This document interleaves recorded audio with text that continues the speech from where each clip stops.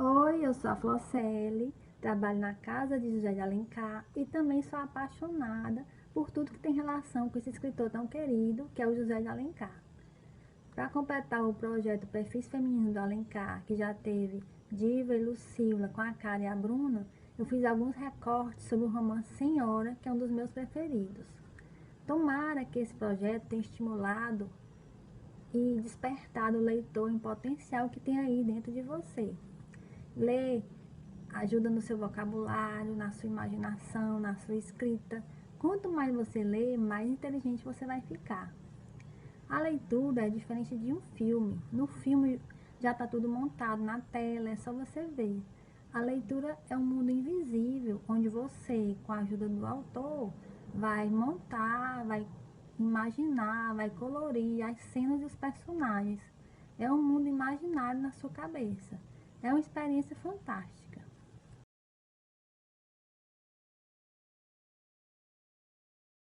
Então, em relação ao casamento no século XIX, para a mulher, a regra era bem clara e cruel.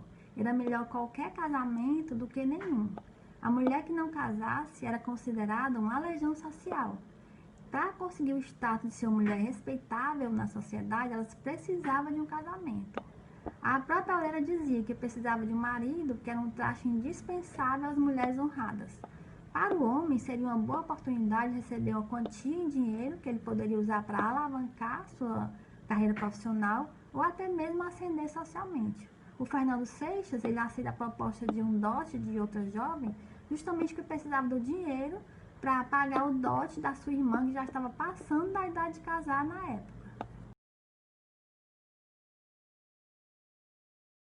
As mulheres idealizadas pelo Alencar, apesar de incorporarem mocinhas delicadas e graciosas, elas vão se mostrar fortes, poderosas, determinadas e vão ser capazes de lutar contra os preconceitos e tabus da época, mesmo que em condições desfavoráveis.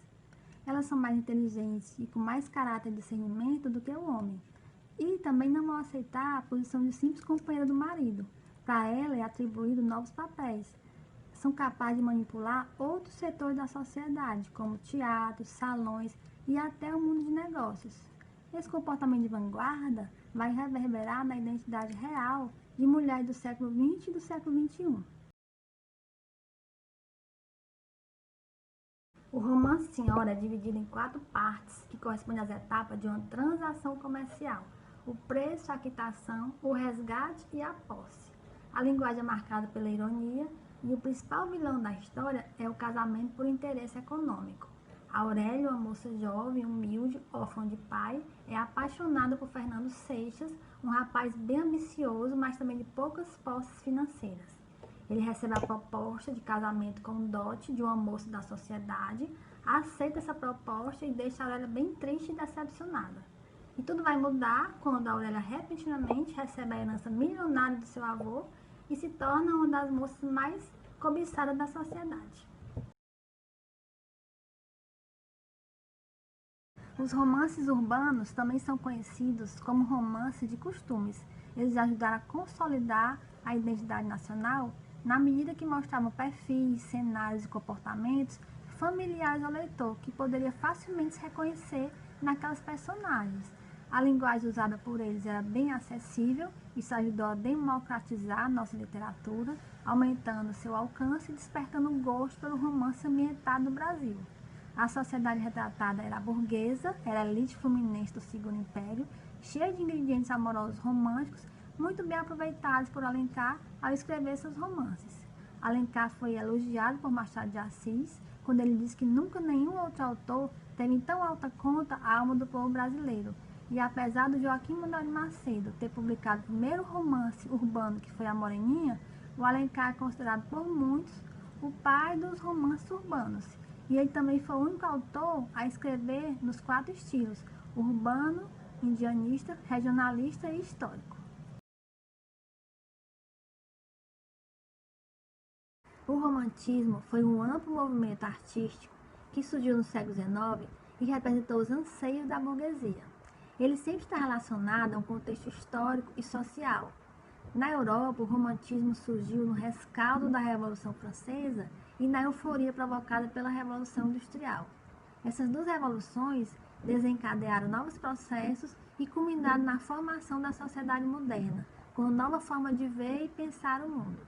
Aqui no Brasil, o fato mais candente relacionado ao romantismo foi a nossa independência, em 1822. As décadas seguintes foram de ajuste e adaptação, unindo os brasileiros que estavam dispostos a organizar uma nação livre de Portugal. Os escritores românticos também se empenharam na tarefa de construir uma cultura nacional e autônoma. Era preciso definir povo, nação, língua e cultura genuinamente brasileira. Consoante com esse pensamento, o Alencar dizia uma coisa bem engraçada, que um povo que chupava o caju, a manga e a jabuticaba não poderia falar a língua com o mesmo sotaque e o mesmo espírito de um povo que sorvia o figo, o pêssego, a néspera. Alencar foi o maior romancista do nosso romantismo. Em suas obras tinham todos os ingredientes próprios dos romances românticos. O romance Senhora é considerado uma obra precursora do realismo porque contém algumas características próprias dessa escola literária, como a objetividade e a crítica que o autor faz à sociedade burguesa. Mas é claro que esse livro ainda está preso a certas convenções próprias dos romances românticos urbanos, cheias de intrigas amorosas, chantagens e amores impossíveis. E assim como em Lucília e em Diva, em Senhora, o autor diz já ter recebido pronto o relato dessas histórias, de uma pessoa que tinha testemunhado esses acontecimentos. Assim, o Alencar tenta convencer o leitor da veracidade de uma situação. Ele também mistura personagens fictícios com pessoas reais. O pintor Pedro Américo, famoso pintor do quadro Independência ou Morte, é também citado no enredo. Ele pinta os retratos de Fernando e Aurélia. Outra curiosidade é que o tema da abolição não é explorado diretamente no romance Senhora, apesar de ser época de plena campanha abolicionista. O autor só faz algumas poucas referências, como no caso Fernando Seixas ter que trabalhar duramente para devolver o dinheiro do dote e assim conseguir sua liberdade, como os escravos também poderiam fazer, trabalhar para conseguir pagar sua carta de alforria. Só que para os escravos era bem difícil eles conseguirem juntar todo esse dinheiro.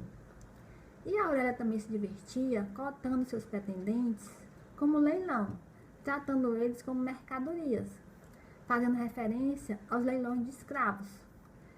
Esses leilões de escravos foram proibidos pelo Alencar na época em que ele era ministro da Justiça, porque apesar de ser conservador e ter se declarado contra a abolição, ele não compactuava com essa maneira degradante de tratar os escravos.